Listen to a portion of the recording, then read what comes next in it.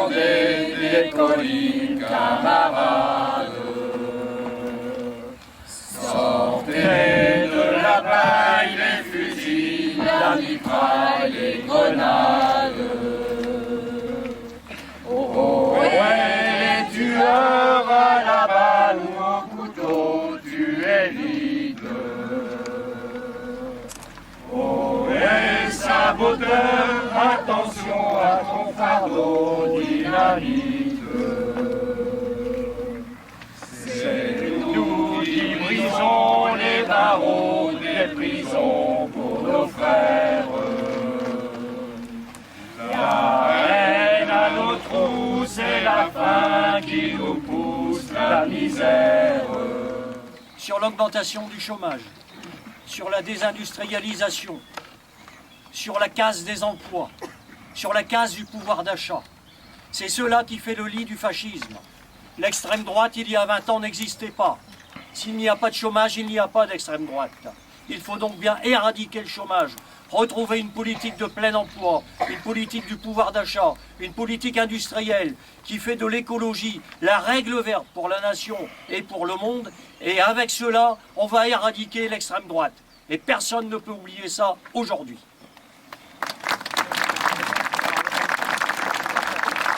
Quand la classe politique est en échec pour une grande partie des électeurs.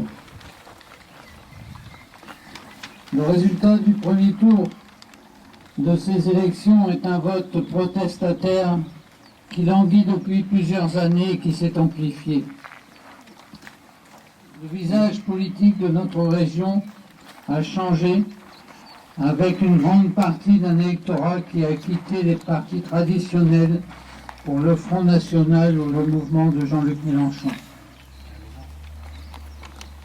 Il faudra que le président issu de cette élection et les députés qui représenteront notre pays en juin prochain entendent ce nouveau message qui est le résultat d'un vote protestataire, d'un pays en souffrance qui ne reconnaît plus ses représentants pour de multiples raisons et dont les Français se sentent oubliés et trahis. La situation est grave. Ayons confiance et espérons que le cri lancé par notre pays soit cette fois entendu dans les mois qui suivent. Le Français est rassasié des politiques et des affaires. Il voit ses charges croître alors que ses ressources baissent ou stagnent. Écoutons son message de désespoir. Aujourd'hui, beaucoup ont peur de cette montée des scores du Front National. D'où l'initiative de M. François Decoster pour une mobilisation contre le Front National, avec une proposition de tribune des maires de l'Audomarois, ainsi que ce rassemblement Marianne Taupe-Marine. Mobilisons-nous et que chacun prenne ses responsabilités pour combattre tous ensemble ce front. Je vous remercie de votre attention. Nous se demanderons pourquoi ici, pourquoi la coupole?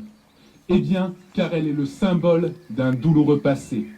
Le symbole de ce qui peut arriver lorsqu'on laisse prospérer l'idée que l'autre est une menace, qu'il est la cause de tous les problèmes.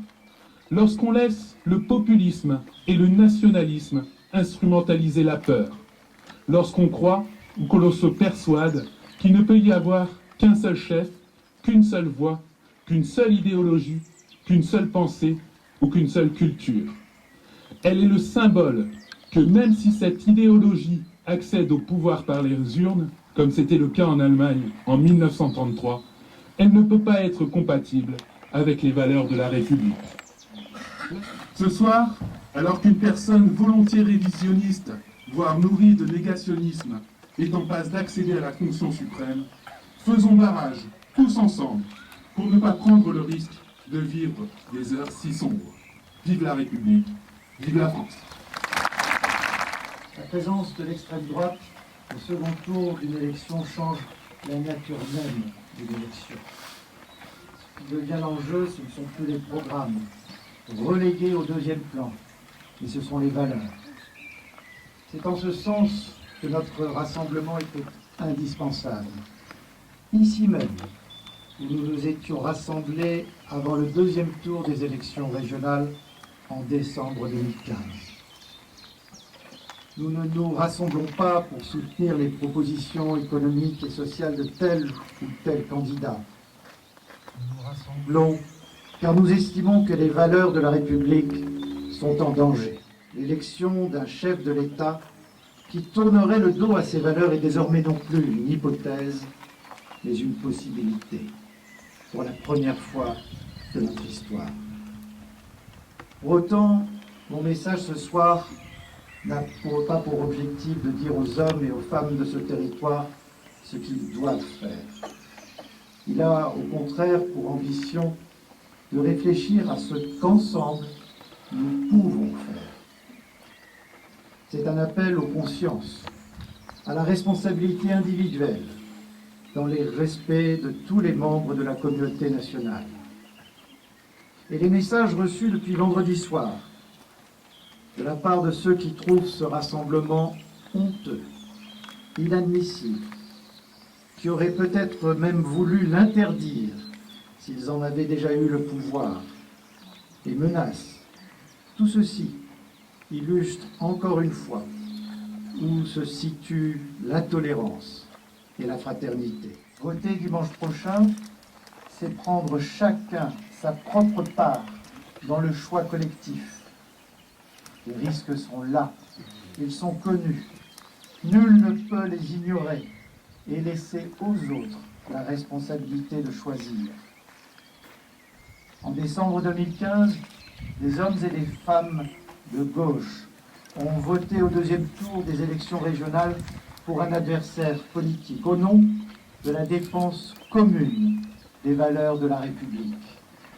Ils ne sont pas pour autant devenus des hommes et des femmes de droite.